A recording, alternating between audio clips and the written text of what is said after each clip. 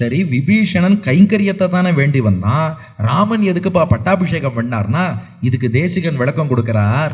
நாம பகவான்கிட்ட உலகியல் விஷயத்தை மட்டும் கேட்டுன்னு போனோம்னு வச்சுக்கோங்களேன், உலகியல் விஷயத்தை கொடுத்துட்டு விட்டுடுவாராம். ஆனா பகவான்கிட்ட நீ கைங்கரியத்தை கொடு, உன்னை அடைந்து உனக்கே தொண்டு செய்யணும்னு அந்த உயர்ந்த மோட்சத்தை கேட்டுட்டு போனா மோட்சத்தை கொடுத்துட்டு இலவச இணைப்பாக உலகியல் செல்வத்தையும் சேர்த்து கொடுத்துருவாராம். ஏன்னா பெருமாள் பெரிய ஷாப்பிங் காம்ப்ளெக்ஸ் மாதிரி, ஹேர்பின்லேருந்து ஏரோப்ளைன் வரைக்கும் எல்லாம் கிடைக்கும்பா. நீங்கள் அங்கே போய் ஹேர்பின் வாங்கினா ஃப்ரீ எதுவும் கிடைக்காது, ஆனால் ஏரோப்ளைன் வாங்கினா ஹேர்பின்னும் ஃப்ரீயாக கிடைச்சிரும். அது போல தான் பெருமாளும் பெரிய ஷாப்பிங் காம்ப்ளெக்ஸுக்கே பெருமாள் பேர் தான் வச்சிருக்கா, மால், திருமால். இவர் தான் அந்த திருவெடுத்துட்டு வெறும் மால்னு வச்சிருக்கா, அவர் தான் பெரிய மால். அப்போ அவர்கிட்ட போகும்போது பெருசாக மோட்சம்னு வாங்கினா, நீங்கள் ஷாப்பிங் காம்ப்ளெக்ஸில் பெருசாக எது வாங்கினாலும் சின்னதாக இலவச இணைப்பு உண்டு. பெருமாள்கிட்ட மோட்சங்கிற பெரிய சொத்தை வாங்கினாலே சின்ன உலகியல் செல்வத்தெல்லாம் இலவச இணைப்பாக வச்சுக்கோன்னு கொடுத்துருவார். கோவிந்தராஜரும் அதே அர்த்தத்தை அப்படியே காட்டியிருக்கார். ஏவம் கைங்கரிய வத்திரிக்த பலம் அனாகாங்ஷமானம் பரிஷ்வங்கேன வசீகிருத்திய. விபீஷணன் ஆலிங்கனம் பண்ணி வசப்படுத்தி மறுக்க முடியாத நிலைக்கு கொண்டு வந்து ஆனுஷங்கிகம் அபி பலம் மத்பிரதத்தம் அங்கீகர்த்தவியம். இது ஒரு அடிஷ்னலா இலங்கை ராஜ்யத்தை என் பிரசாதமா வச்சுக்கோன்னு பெருமாள் கொடுத்தாராம். நம்ம வெறும்ன செல்வம்னு வச்சுட்டு இது பண்ணா அது கர்வத்தை கொடுக்கும். பெருமாள்கிட்ட சரணாகதி பண்ணி அவர் பிரசாதமாக வந்ததுன்னா அந்த செல்வத்தை பார்க்கும் போதும் பெருமாள் ஞாபகம் தான் வரும், பக்தி வளரும். அப்படி கொடுத்து சமுத்திர ஜலேன கைங்கரிய பரியந்த ஸ்வசேஷத்துவ ஸ்வரூபஜம் மயி பிரசன்னே சதி. அதனால கைங்கரியமும் உனக்கு உண்டு, இப்போது இலவச இணைப்பு வச்சுக்கோ. அதுலேயும் பின்னாடி பட்டாபிஷேகம்ங்கிற வரைக்கும் ராமனுக்கு பொறுத்து இருக்க முடியல, இப்பவே விபீஷணனுக்கு பட்டம் சூட்டி அழகு பார்க்கணும்னு சொல்லி பட்டாபிஷேகத்தை பண்ணிட்டான் ராமபிரான். இத்தோடு 2ஆம் நாள் ஆயிடுத்து. அச்சா, டே 2. இப்போ டே 3. ராமன் விபீஷன்கிட்ட கேட்குறான், விபீஷனா நீ பறந்து கடல்ல அக்கறையிலேருந்து இக்கரைக்கு வந்துட்ட, நம்ம வானர சேனையெல்லாம் இக்கரையிலேருந்து அக்கறைக்கு போகணுமே, அதுக்கு என்ன வழின்னு கேட்டோம். இப்போ டே 3 மார்னிங். விபீஷணன் சொன்னான், வெரி சிம்பிள், சரணாகதி தான் வழின்னு. ஏன்னா இதுக்கு தான் 7 கடுக்கா வைத்தியம்னு பேர். இவன் ராமன்ட்ட சரணாகதி பண்ணான், ஒர்க் அவுட் ஆயிடுத்து. அவன் ராமன்ட்ட சொன்னான், நீ கடல் அரசன்ட்ட சரணாகதி பண்ணு, நீ கடல் அரசன்ட்ட சரணாகதி பண்ணா வழி விட்டுடுவான். ஒருத்தர் என்ன பண்ணார், வயிற்று வலியா இருக்கு என்ன பண்றதுன்னு பக்கத்து வீட்டுக்காரர்கிட்ட கேட்டார். அவர் சொன்னார், 7 கடுக்கா சாப்பிடு வயிற்று வலி சரியாயிடும்னார். அவர் தற்செயலா 7 கடுக்கா சாப்பிட்டு அவருக்கு வயிற்று வலி சரியாச்சு. இவருக்கு அது பெப்டிக் அல்சரா, இல்லை ஜிஇஆர்டியா, இல்லை வேற ஏதாவது டியோடினல் ப்ராப்ளமா, பேங்க்ரியாட்டைட்டிஸா, ஹெப்படைட்டிஸா, அல்லது கால் பிளாடர் ஸ்டோனா, எதுவுமே தெரியாமல் 7 கடுக்கா சாப்பிடு வயிற்று வலி சரியாகும்னா எப்படி? அது போல விபீஷணன் சொல்லிட்டான், நீ சமுத்திரராஜன்ட்ட சரணாகதி பண்ணு, அவன் உனக்கு வழி விட்டுடுவான், கடல் அரசனிடம் சரணடையுமா. இது ஒர்க் ஆகாதுன்னு ராமனுக்கு தெரிந்தாலும் விபீஷணன் இப்பதான் வந்திருக்கான். இது ஒரு பெரிய விஷயம் இருக்கு. புதுசா வந்தவா எப்போதுமே இன்செக்யூரா ஃபீல் பண்ணுவா. அதனால அவ ஒரு அபிப்பிராயம் சொன்னா கொஞ்சமாவது நாம் அதுக்கு மதிப்பு கொடுத்தாதான் அவளுக்கு they will feel at home. அதுக்காக ராமன் என்ன பண்ணா, சரி நான் கடலரசன்ட்ட சரணாகதி பண்ணுகிறேன்னு தர்பை புல்லை கடற்கரையிலே பரப்பி கடலரசனை குறித்து ராமன் சரணாகதி செய்து திருப்புல்லாணியில தர்பசயன பெருமாளாக சயனித்தான். அந்த காட்சி எப்படி இருக்குன்னா, வால்மீகி சொல்றார், ஏவமுக்த குஷாஸ்தீர்ணே தீரே நதநதீபதேகே சம்விவேஷ ததா ராமஹா வேத்யாமிவ குதாசனஹா. ஒரு ஹோம குண்டத்தில் அக்னி எரிந்தால் எப்படி இருக்குமோ, சுத்தி தர்பைகளை பரப்பிட்டு அக்னி ஜுவாலை போல பகவான் ராமபிரான் அப்படியே அஞ்சலின் பிராங்முக கிருத்வா பிரதிசிஷ்யே மகோததேகே என்னும்படியாக சமுத்திரராஜனை நோக்கி கைகூப்பி சரணாகதி செய்கிறேன்னு ராமன் காத்திருந்தான். 3 நாள் காத்திருந்தான். டே 3, டே 4, டே 5. டே 5 வந்துருத்து. ஆனா கடலரசன்டேந்து பதிலே இல்லை. ஏன் இந்த சரணாகதி பலிக்கலை? 2 காரணம் காட்டுறா ஆச்சாரியர்கள். ஒன்று என்னன்னா, சரணாகதிக்கு விஷய நியமம் உண்டு. நாம பகவான்கிட்ட பரமாத்மாட்ட தான் சரணாகதி பண்ணணுமே ஒழிய கடலரசன் மாதிரி ஆள்கிட்டெல்லாம் பண்ணக்கூடாது. 2வது, யார் சரணாகதி பண்ணணும்னா எந்த கைமுதலும் இல்லாத நம்மள மாதிரி ஆள் தான் பண்ணணுமே ஒழிய எல்லாம் வல்ல ராமன் சரணாகதி பண்ணா ஒர்க் அவுட் ஆகாது. கார்பண்யம்னு பார்த்தோம் இல்லையா, கைமுதல் இல்லாம இருக்கணும். இவர் கையில ஜம்முன்னு வில் அம்பு எல்லாத்தையும் வச்சுட்டு இருக்கார், எதையும் சாதிக்க வல்லவர், இத்தனை அஸ்திரம் வச்சுட்டு இருக்கார். இத்தனையும் வைத்து கொண்டு இருக்கக்கூடிய ராமபிரான் நான் போய் கடலரசன்ட்ட சரணாகதி பண்றேன்னு சொன்னா அது எப்படி இருக்கும்னா, ஒரு சின்ன உதாரணம் சொல்றேன். சரணாகதி யார் பண்ணணும்னா கைமுதல் இல்லாதவர்கள் தான் பண்ணணும். எல்லாம் வல்லவர்கள் பண்ணா ஒர்க் அவுட் ஆகாது. கார்பண்யம்னு ஏற்கனவே பார்த்தோம் இல்லையா? கார்பண்யம் கைமுதல் இல்லாம இருக்கணும். ராமன் இத்தனை அஸ்திரம் வச்சுட்டு இருக்காரு, அத்தனை கலைகள் தெரிந்தவர். எல்லாம் வல்ல ராமன் போய் கடலரசன் காலில் விழுறேன்னா அது ஒர்க் ஆகாது. சின்ன உதாரணம் ஞாபகம் வச்சுக்க சொல்றேன். இந்த சேப்பங்கிழங்க வெட்டணும்னா மொன்னையான கத்தியால தான் வெட்டணுமா? ஷார்ப்பு கத்தியால வெட்டினா சேப்பங்கிழங்க வெட்ட முடியாது. சரணாகதிங்கிறது சேப்பங்கிழங்கு வெட்டுற மாதிரி நாமளும் மொன்ன கத்தியா இருந்தால் தான் ஒர்க் அவுட் ஆகும். நான் ரொம்ப ஷார்ப்புன்னு சொன்னா சரணாகதிங்கிறது ஒர்க் அவுட் ஆகாது. அதனால ராமன் போய் சரணாகதி பண்ணா அது ஒர்க் ஆகலை. 3 நாள் ஆச்சு. டே 5 ஆயிடுத்து. டே 6 ராமன் வெகுண்டெழுந்தான். லக்ஷ்மணனை கூப்பிட்டான். டே வில்லம்ப கொண்டாடா, இனி தர்பையில படுத்தெல்லாம் பிரயோஜனம் இல்லை. சாபமானய சௌமித்ரே ஷரம் சாஷி விஷோபமான் சமுத்திரம் சோஷயிஷ்யாமி பத்பியாம் யாந்து பிளவங்கமாக. என் வில்லை கொண்டு வா, என்னுடைய பானங்கள் பாம்புகளைப் போல் விஷத்தை கக்கக்கூடிய பானங்களை கொண்டு வா. இந்த பானங்களாலே கடலை வற்ற செய்து விடுகிறேன். குரங்குகள்லாம் இறங்கியே நடந்து போகட்டோம்னா கடலரசன் ராமன் திருவடியில சரணாகதி பண்ணிட்டான். இதுதான் பர்ஃபெக்ட். ராமன் சரணாகதி பண்ணி ஒர்க் அவுட் ஆகல. வில்லம்ப எடுத்தான், பானங்களை போட ஆரம்பிச்சான். கடலரசன் ராமன் திருவடியில விழுந்தான். வழி விட்டுடுறேன்னு ஒத்துண்டான். 3 அனுமதி கொடுத்தான் கடலரசன். முதல் அனுமதி என்னன்னா, இது வால்மீகி விரிவா சொல்லியிருக்கார். 3 பாயிண்ட்ஸ் நோட் பண்ணிக்கோங்க.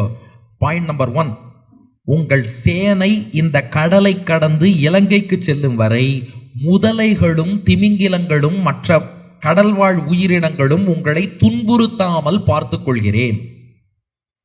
அது பெரிய விஷயம். யாரா யோசிச்சோமா?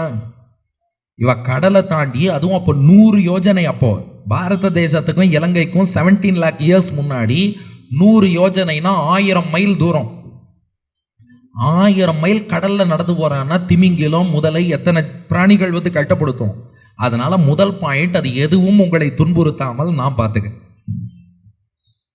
பாயிண்ட் நம்பர் 2, உங்கள் வானர சேனையை சேர்ந்தவர்கள் மலையோ மரமோ கல்லோ எதை கொண்டு கடல்ல போட்டாலும் அது கரையாமல் அப்படியே மிதந்து கொண்டிருக்க நான் வழிவகை செய்கிறேன். அப்படியே கரையாம கடல்ல நிற்கும். பாயிண்ட் நம்பர் 3, விஸ்வகர்மா தேவலோக சிற்பி இருக்காரே, விஸ்வகர்மாவின் அம்சமாக நளன்னு ஒரு வானரம் இருக்கான். அந்த நளனை விட்டு சேது பாலத்தை கட்ட சொல்லு. இது மூழ்கி போகாமல் நான் பார்த்து கொள்கிறேன். அந்த நளனை விட்டு கட்ட சொல்லு. அப்போ துஷ்ட மிருகங்கள் துன்புறுத்தாது, நீங்க எதை போட்டாலும் கரையாது. நளன் விஸ்வகர்மா மகன் இதை கட்டினான் என்றால் நான் அது மூழ்காமல் பார்த்து கொள்கிறேன்னு சொல்லிட்டான். ஏன்னா இந்த ஒரு கொஸ்டின் எல்லாரும் கேட்கறா இல்லையா, ராமர் இன்ஜினியரிங் காலேஜில் படிச்சாரான்னு. ராமனே பாலம் கட்டல. ஆக்சுவலா கட்டினதே ஆர்கிடெக்ட் தான். ஆர்கிடெக்ட் யாருன்னா தேவலோகத்து ஆர்கிடெக்டான விஸ்வகர்மாவின் அம்சமாக நளன்னு ஒரு வானரம். அதனாலதான் நள சேத்துன்னு பேரு. அதனால ராமர் பாலம் கட்டினார்னு சொல்றது எப்படின்னா, ராஜராஜ சோழன் தஞ்சை பெரிய கோவில் கட்டினார்னு சொல்ற மாதிரி ராமன் சூப்பர்வைஸ் பண்ணார். கட்டினதெல்லாம் நளன் என்பவன். அவன் ஆர்கிடெக்ட், அதுக்காக தேவலோகத்தில் ஸ்பெஷலாக படித்தவன். அதனால அந்த கொஸ்டினே தப்பு. ராமர் இன்ஜினியரிங் காலேஜில் படித்து பாலம் கட்டினாராங்கிற அந்த கொஸ்டினே தப்பு. ராமனே பாலம் கட்டல, நளன் என்பவன் கட்டினான். அவன் பெரிய இன்ஜினியர், அதனால அவன் கட்டி கொடுக்குறான். இப்போ ராமன் சமுத்திரராஜன்ட்ட கேட்டான், நீ 3 அனுமதி கொடுத்துட்ட, எல்லாம் சரி. ஆனால் இப்போ என்ன ஒன்றுன்னா, நான் பிரம்மாஸ்திரத்தை ஜபிச்சு வில்லில் அம்ப பூட்டிட்டேனே, இதை என்ன பண்ணுறதுமா? ஏன்னா ராமனுடைய பானத்துக்கு ஏதாவது இலக்கு கொடுக்கணும். பூட்டியாச்சு, என்ன பண்ணுறதுன்னு கேட்டான். அப்போ கடலரசன் சொன்னான், இந்த இடத்துக்கு வடக்கே துருமகுல்யம்னு ஒரு தீவு இருக்கு. அங்கே என்னுடைய எதிரிகள் நிறைய பேர் இருக்கா. இந்த பானத்தால் அவளை தாக்கிடுன்னா. Note this point. நாம் மட்டும் பெருமாள்கிட்ட சரணாகதி பண்ணிட்டா நம்மை தண்டிக்கணும்னு நினைக்கிற பெருமாள் நம் எதிரிகளான பாபங்களை எல்லாம் அழிச்சுட்டு நம்மை ரட்சித்து விடுவான். அப்போ நாம் எதிர்த்து நின்னா ராமபானம் நம்மை தாக்கும். காலில் விழுந்துட்டா நம்மை துன்புறுத்தும், பாபங்களை தாக்கும். சமுத்திரராஜன் காலில் விழுந்துட்டான். இப்போ அம்பை எங்கே போடுறதுன்னு கேட்டான். என் மேலே போடாத, என் எதிரிகள் துருமகுல்யம் தீவில் இருக்கா, அங்கே போடுன்ட்டான்.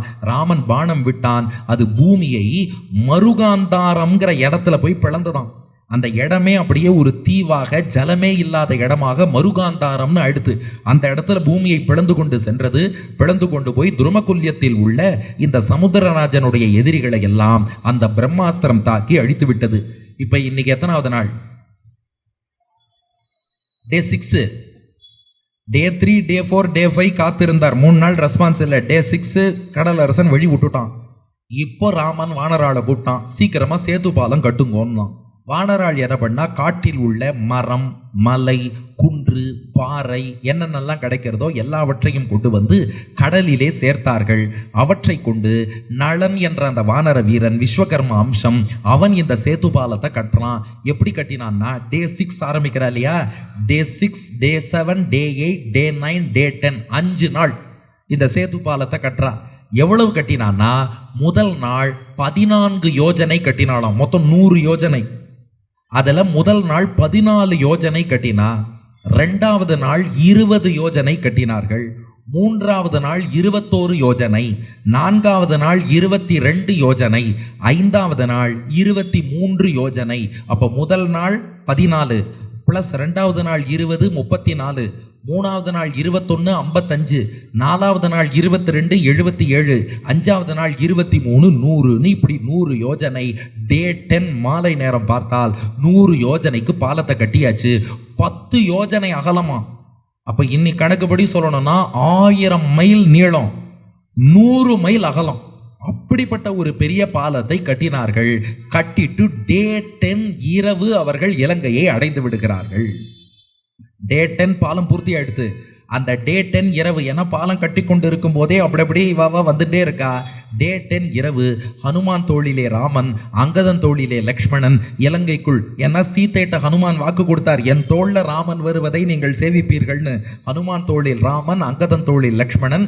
டே 10 இரவு இலங்கையிலே நுழைந்து சுவேலம் என்ற மலை, அந்த மலை உச்சியில போய் எல்லோரும் தங்குகிறார்கள்.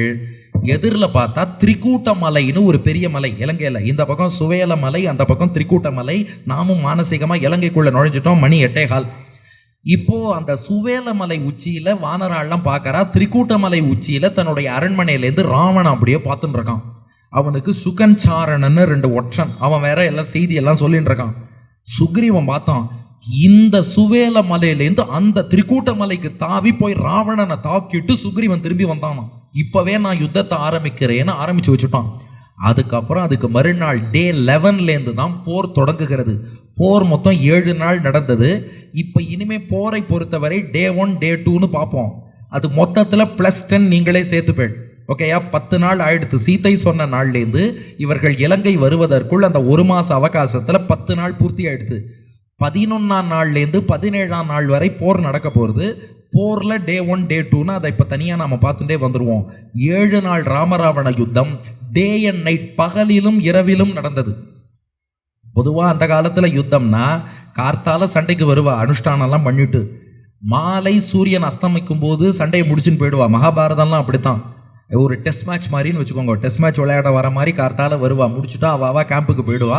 அதுக்கப்புறம் அந்த கேம்பில் போய் பேசிப்பா, அவள்லாம் ஃப்ரெண்ட்ஸு. அந்த காலத்தில் யுத்தமே ஸ்போர்ட்ஸ் மாதிரி தான் நடந்தது. இன்னைக்கு ஸ்போர்ட்ஸே யுத்தம் மாதிரி நடந்துன்னு இருக்கு, அது வேற.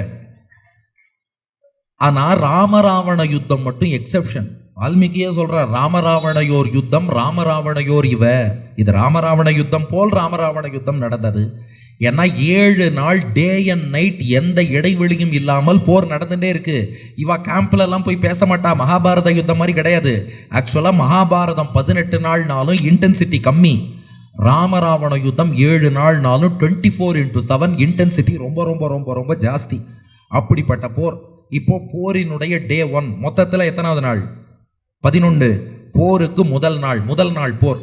முதல்ல ராமன் என்ன பண்ணா, அங்கதனை தூது அனுப்பினான். நீதி சாஸ்திரப்படி முதல்ல ஒரு தூதுவன் போகணும், நாங்கள் போருக்கு தயார்னு சொல்லணும். எதிரி ஒருவேளை பின் வாங்குறான்னா விட்டுடணும். ஆனால் ராவணன் பின் வாங்குறதா தெரியலை. அங்கதன் தூது டாக்ஸ் ஃபெயிலியர். ஓகே, போர் என்று தீர்மானிச்சாச்சு. இப்போ வானரர்கள் என்ன பண்ணா, நல்லா நோட் பண்ணுங்க, டிவி சீரியலில் தான் வானரர்கள் கதை வச்சுட்டு இருப்பா. வால்மீகி ராமாயணத்தில் எந்த வானரவுமே கதையெல்லாம் யூஸ் பண்ணலை. வானரர்கள் ஒரு பக்கம் மலைகள், பாறைகள், மரங்கள் இதெல்லாம் ஏந்திண்டு தயாராயிட்டா. அந்த பக்கம் ராவணனுடைய அரக்கர்கள்னா கதை, கத்தி, சூலம் உள்ளிட்ட ஆயுதங்களை ஏங்கினார்கள். நாம் இப்போ மானசீகமாக இலங்கையை அடைந்து விட்டோம். போரினுடைய முதல் நாள் யுத்தம். ஒரு பக்கம் வானரர்கள் மலை, பாறை, மரங்களோடு, இந்த பக்கம் அரக்கர்கள் கத்தி, வாள், கதை உள்ளிட்ட ஆயுதங்களோடு. இப்போது போர் தொடங்கிறது. முதல் நாள் யுத்தம். அங்கதனும் இந்திரஜித்தும் போரிட்டார்கள். விபீஷணனுடைய மந்திரியான சம்பாதியும் பிரஜங்கன்கிற அரக்கனும் போரிட்டார்கள். ஹனுமான் ஜம்புமாலின்னு ராவணனுடைய மகன், சுந்தரகாண்ட ஜம்புமாலி அரக்கன். இந்த ஜம்புமாலி ராவணனுடைய மகன், அவனோடு போரிட்டார். விபீஷணன் மித்ரக்னனோடு போரிட்டான். கஜன் தபனனோடு போரிட்டான். நீலன் நிகும்பனோடு போரிட்டான். சுக்ரீவன் பிரகசனோடு போரிட்டான்.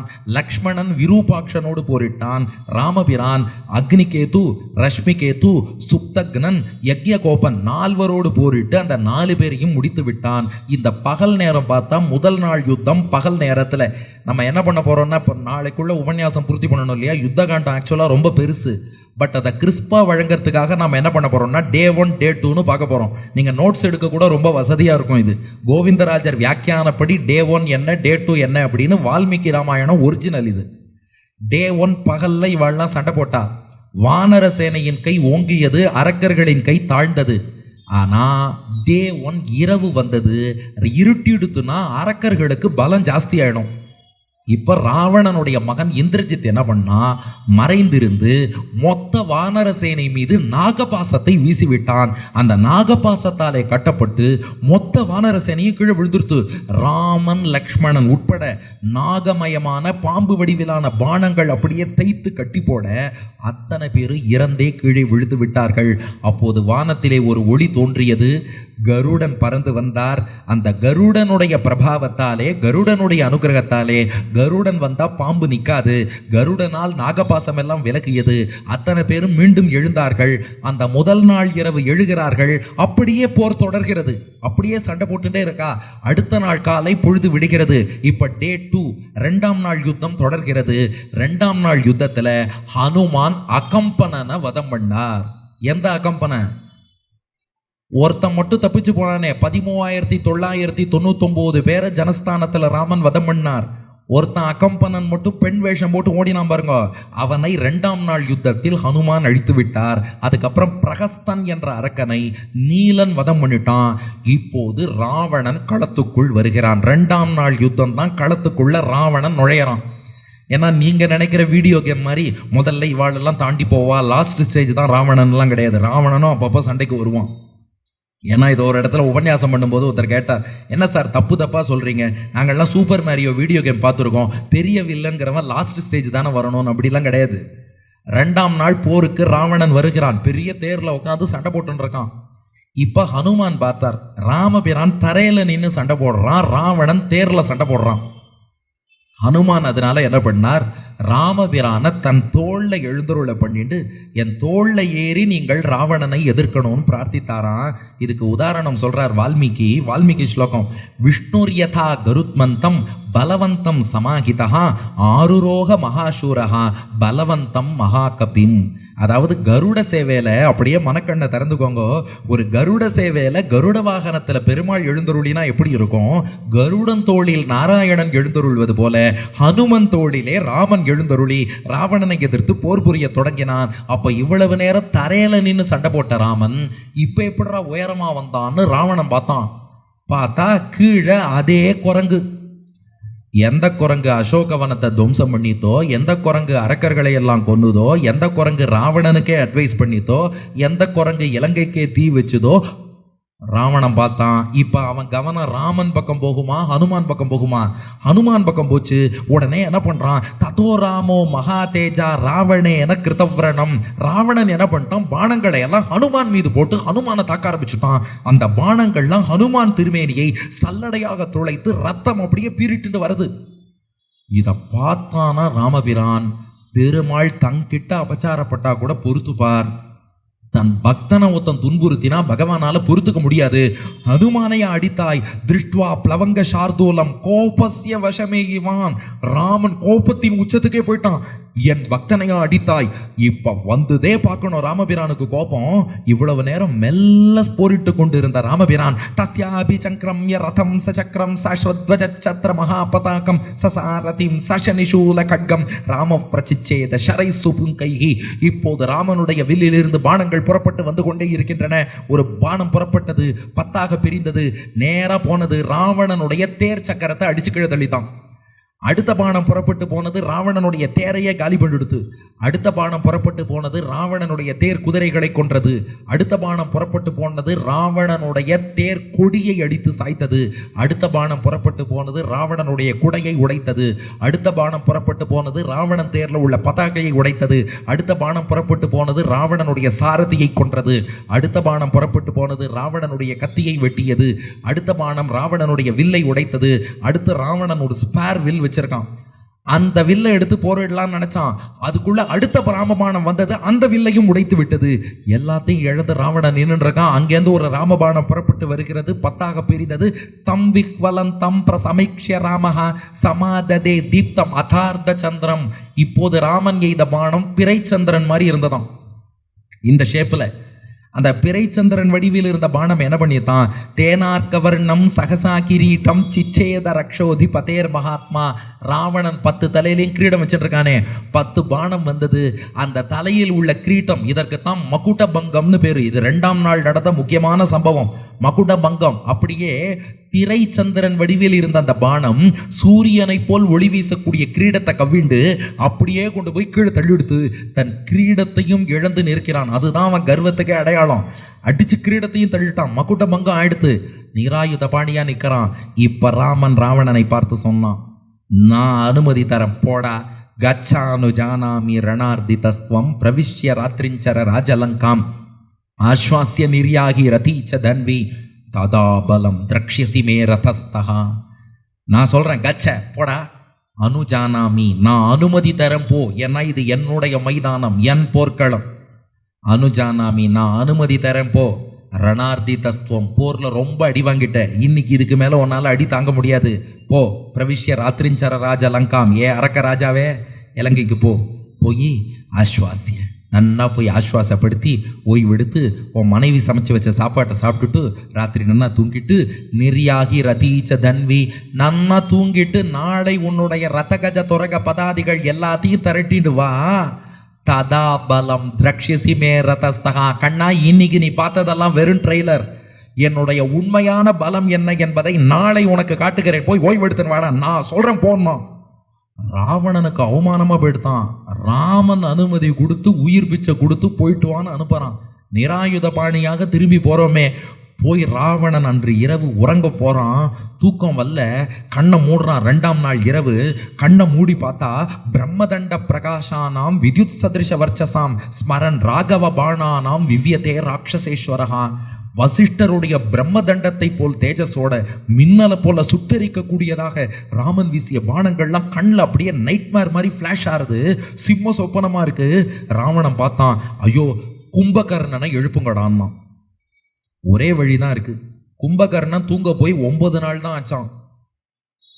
அதாவது ராவணன் ஒரு ஆலோசனை நடத்தினான் இல்லையா, அன்னைக்கு கும்பகர்ணன் முழிச்சுட்டு இருந்தான். கும்பகர்ணன் 6 மாசம் தூங்குவான், 1 நாள் விழித்து கொள்வான். நல்லா நோட் பண்ணுங்க. நிறைய பேர் 6 மாசம் தூங்குவான், 6 மாசம் முழிச்சுப்பான்பா. கிடையாது. வால்மீகி ராமாயணப்படி 6 மாசம் தூங்குவான், 1 நாள் முழிச்சுப்பான். அன்னைக்கு 6 மாசத்துக்கும் சேர்த்து வச்சு சாப்பிட்டுருவான். திரும்ப 6 மாசம் தூங்க போயிடுவான்.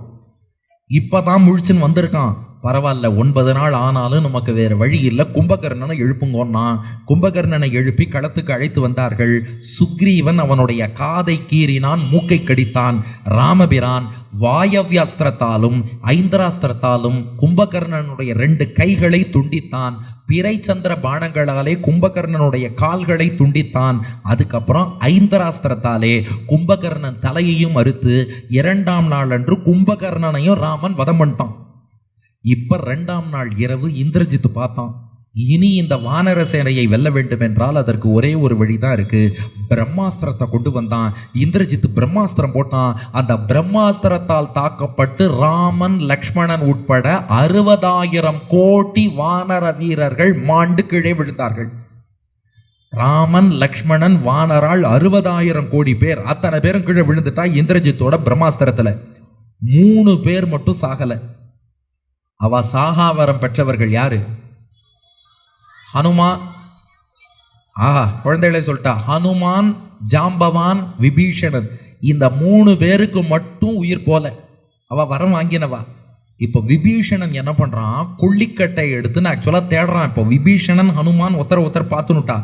ஜாம்பவான் எங்க இருக்காருன்னு இவாளுக்கும் தெரியாது.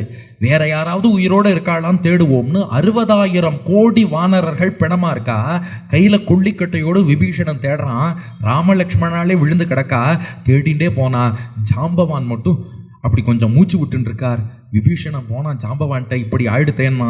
ஜாம்பவான் ஒரே கேள்வி கேட்டார், ஹனுமான் உயிரோட இருக்கானான்னார். விபீஷணன் பார்த்தான், இவர் ராமனை விட்டுட்டார், லக்ஷ்மணனை விட்டுட்டார், ஹனுமான் உயிரோட இருக்கானான்னு கேட்டுன்னு இருக்காரு.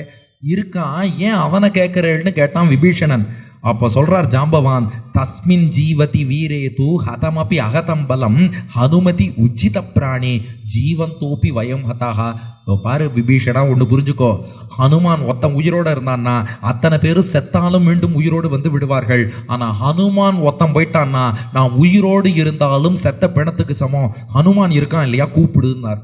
ஹனுமான் கிட்டக்க வந்தார். அப்போ ஜாம்பவான் சொன்னார், ஔஷதகிரின்னு ஒரு மலை இருக்கு. நாம் பொதுவாக அதுக்கு சஞ்சீவி மலைன்னு நாமே ஒரு பேர் வச்சுட்டோம்.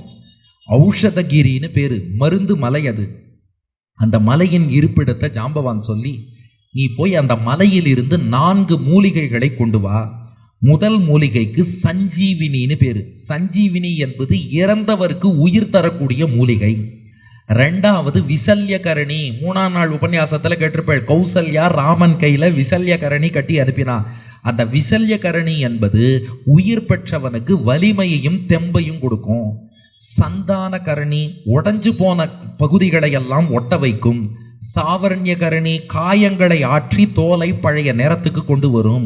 உயிர் கொடுக்க சஞ்சீவனி, தெம்பு கொடுக்க விசல்யகரணி, ஒட்ட வைக்க சந்தானகரணி, காயத்தை ஆற்ற சாவரண்யகரணி. 4 மூலிகைகளையும் நீ போய் கொண்டு வான்னார். ஹனுமானும் அவ்வாறே பறந்து சென்றார். அந்த மலையில போய் தேடினா அந்த மலை என்ன போட்டு மூலிகைகளை எல்லாம் மறைச்சுருத்தான். மொத்தமா இவர் கொண்டு போயிட்டா என்ன பண்றதுன்னு ஹனுமான் பார்த்தா, நீ மூலிகையா மறைக்கிற, மொத்த மலையையே பெயர்த்தெடுத்து கொண்டு அந்த ஔஷதகிரியோடு ஹனுமான் அப்படியே 2ஆம் நாள் இரவு பறந்து வருகிறார். அந்த மூலிகைகளுடைய வாசனை பட்டதுமே மொத்த வானர சேனை யாரெல்லாம் இறந்து கிடந்தாலோ அத்தனை பேரும் 4 மூலிகைகளின் வாசம் பட்டதாலே ராமன் லக்ஷ்மணன் வானர வீரால் எல்லாரும் எழுந்துட்டா. ஆனா இது பெரிய ஆபத்து. சேம் சைட் கோலாச்சே, என்னாகும்? அரக்கர்கள் யாரும் எழுந்துக்கல. இந்த ராவணன் இருக்கானே, மற்றவா நம்மளை பற்றி என்ன நினைப்பாளோங்கிறதுக்காகவே ஒரு வாழ்க்கை வாழற ஆசாமி. அவன் என்ன பண்ணான், ஸ்பெசிஃபிக்காக ஒரு 10 அரக்கர்களை போட்டு இன்ஸ்ட்ரக்ஷன் கொடுத்துருக்கான். போர்க்களத்தில் அரக்கர்கள் யார் இறந்து போய் கீழே விழுந்தாலும் உடனே அவனோட சடலத்தெல்லாம் கொண்டு போய் கடலில் போட்டுடணும்னா. ஏன் கேட்டா, ராவணன் சொன்னான், ஆமாம் நாளைக்கு யாராவது டிவிலேருந்து வந்து ரிப்போர்ட்டர்னு போர்க்களத்தை பற்றி ஏதாவது ஃபோட்டோ வீடியோ எடுக்கிறேன்னு சொன்னால், தோபார் இத்தனை அரக்கர்கள் இறந்து போயிருக்கா, ராவணன் பக்கம் சேதாரம்னு சொல்லுவா. என் பக்கம் சேதாரம் ஆனாலும் அது வெளியில் தெரியவே கூடாது, மொத்த அரக்கர்களையும் தூக்கி போட்டு விடுன்ட்டான். எப்போதுமே தப்பை மறைக்கிறேன்னு பண்ணால் இப்படி தான் ஆகும். தப்பு இருந்தாலும் தைரியமாக ஆமான்னு சொல்லலாம். இப்போது ஒரு பேப்பரில் எழுதுறோன்னு வச்சுக்கோங்களேன், ஒன்று தப்பாக போயிடுத்துன்னா அழகாக 1 லைனில் ஸ்ட்ரைக் அவுட் பண்ணிவிட்டு பக்கத்தில் எழுதினா முடிஞ்சு போச்சு. அதை போய் பிளேடால் சுரண்டுறேன், ஒயிட்னர் போடுறேன்னு பண்ணி பேப்பரையே கிழிச்சிருவா. ராவணா அந்த மாதிரி ஆள். எங்கால் யாருமே சாகலை. போர்க்களத்தை பார்த்தா வானராள் பிணம் மட்டும்தான் இருக்கணும்னு சொல்லி ராட்சசர்களெல்லாம் கொண்டு போய் கடலில் போட்டுட்டான். அதனால இந்த மூலிகைகளின் வாசத்தால் அவ யாரும் உயிர் பிழைக்கலை. வானர சேனை மட்டும் மொத்தமாக உயிர் தெழுந்து மேற்கொண்டு போரிட தொடங்குகிறார்கள். 3ஆம் நாள் யுத்தத்திலேருந்து நடக்கிறது. 3ஆம் நாள் யுத்தத்திலேருந்து நாம நாளைக்கு தான் பார்க்க போகிறோம். ஆனால் இன்னைக்கு பூர்த்தி பண்ணுறதுக்கு முன்னாடி ஒரு பெரிய கேள்வி இது கோவிந்தராஜர் கேட்டிருக்கார். என்னன்னா, ராமன் எதற்காக இப்படி 2 முறை விழுந்து எழ வேண்டும்? ஏன்னா முதல் நாள் யுத்தம் 2ஆம் நாள் யுத்தம் ஹைலைட் பாயிண்டே என்னன்னு கேட்டா, சார் முதல் நாள் யுத்தத்தில் நாகாஸ்திரம் தாக்கி ராமன் விழுந்தார் சார். அப்புறம் கருடன் வந்து எழுப்பி விட்டார். 2ஆம் நாள் இந்திரஜித்து பிரம்மாஸ்திரம் தாக்கி ராமன் விழுந்துட்டார். அதுக்கப்புறம் ஹனுமான் மருந்து மலையை கொண்டு வந்து எழுந்துட்டார். என்ன சார் இது? ராமன் ஏன் 2 முறை விழ வேண்டும்? நம்ம என்ன சொல்லுவோம், மனித சுபாவம். மனித சுபாவம்னா ஓகே, சண்டை போட்டு வீழ்த்தலாம், அதுக்கு விழுந்துதான் எழுந்துக்கணுமா? அதுக்கு கோவிந்தராஜர் வியாக்கியானம் பண்றார். ராமன் நமக்கு ஒரு தத்துவத்தை உணர்த்த நினைக்கிறான். என்னன்னா, நீ தர்மத்தின் வழியில போனா அப்பப்ப ஆபத்து வரும், கீழே விழக்கூடிய நிலைமையும் ஏற்படும், உயிர் போற அளவு ஆபத்து கூட வரும். தர்மத்தின் வழியில போனதுனால கஷ்டம் வராதுன்னு சொல்லல. ஆனால் தர்மத்தின் வழியில நின்னா கஷ்டம் வந்தாலும் நீ பிழைத்து பழைய நிலைக்கு வந்து விட முடியும். ஆனா அதர்மத்தின் பாதையில போனா இந்திரஜித்து மாதிரி ஃப்ராடு பண்ணி ஜெயிக்கணும்னு நினைச்சா தற்காலிகமாக வெற்றி ஏற்படுவது போல் தெரியலாமே ஒழிய நிரந்தரமாக அவன் வாழ்ந்தது கிடையாது. பிறரை கெடுப்பவரெல்லாம் நிரந்தரமாக வாழ்ந்தது கிடையாது. அதனால அதர்ம வழியில போறவனுக்கு தற்காலிகமா சில வெற்றிகள் கிடைக்கலாம். தற்காலிகமாக வெற்றி கிடைக்கிறதுங்கிறதுக்காக தப்பு வழியில் போனால் என்னைக்கோ ஒரு நாள் கீழே விழுந்துதான் ஆக வேண்டும். ஆனால் தர்மத்தின் வழியில் போகிறவன் இன்னைக்கு கஷ்டப்பட்டாலும் கூட நிச்சயமாக அவன் தர்மத்தின் வழி நின்னான்னா அந்த தர்மம் தலை காக்கும். தர்மம் தலை காக்கும், தக்க சமயத்தில் உயிர் காக்கும். கூட இருந்தே குழி பறித்தாலும் கொடுத்தது காத்து நிற்கும். மலை போலே வரும் சோதனையாவும் பனி போல் நீங்கிவிடும். நம்மை வாழ விடாதவர் வந்து நம் வாசலில் வணங்கிட வைத்து விடும். அள்ளி கொடுத்து வாழ்பவன் நெஞ்சம் ஆனந்த பூந்தோப்பு. வாழ்வில் நல்லவர் என்றும் கெடுவதில்லை. இது 4 மறை தீர்ப்பு. கோவிந்தராஜர் வியாக்கியானம். சுச்சீனாம் சுத்த பாவானாம் ருஜூனாம் பிராண சந்தேகதாயி விபத்யபி ந விநாசஹா விபரீதானாம் பாபிஷ்டானாம் தூ கரதல கதாபி காரிய சித்திர் விகலதீன்னர். சத்தியத்தின் வழியில தர்மத்தின் வழியில போறவனுக்கு உயிர் போற அளவு ஆபத்து வந்தாலும் பிழைப்பான். உயிர் போற அளவு ஆபத்து வந்தாலும் தர்மத்தின் வழி வாழ்பவன் பிழைப்பான். அதர்மத்தின் வழியில போறவனுக்கு கைமேல் வெற்றினாலும் அவன் தோற்பான். இதை பார்த்து சதாம் தர்ம நிச்சய பிரதிபத்திர் ஜாயத்தே. இதை பார்த்தாவது நாம தர்மத்தின்படி நடக்கணுங்கிறதுக்காகத்தான் 2 முறை ராமன் விழுந்து எழுந்தான்னு கோவிந்தராஜர் வியாக்கியானம் பண்ணியிருக்கார். இனி ராமன் விழப்போவதில்லை. எழுந்து ராவணனை வீழ்த்த போகிறான். எப்படி வீழ்த்தினான்ங்கிறத நாளைய தினம் சிம்பிளா சொல்லணும்னா, நல்லவங்களை ஆண்டவன் சோதிப்பான், ஆனா கைவிட மாட்டான். கெட்டவங்களுக்கு ஆண்டவன் நிறைய கொடுப்பான். ஏவமே தத் புராவிருத்தம் ஆக்கியானம் பத்ரமஸ்துவஹ பிரவ்யாகரத விஸ்ரப்தம் பலம் விஷ்ணோ பிரவர்ததாம் லாபஸ்தேஷாம் ஜெயஸ்தேஷாம் குதஸ்தேஷாம் பராபவஹ ஏஷாம் இதி வரஷ்யாமோ ஹிருதயஸ்தோ ஜனார்தனஹ காவேரி வர்ததாம் காலே காலே வருஷத்து வாசவஹ ஸ்ரீரங்கநாதோ ஜெயத்து ஸ்ரீரங்கஸ்ரீஷ வர்ததாம் மங்கலம் கோசலேந்திராய மகனீய குணாப்தயே சக்கரவர்த்தி தனூஜாய சார்வபௌமாய மங்கலம்.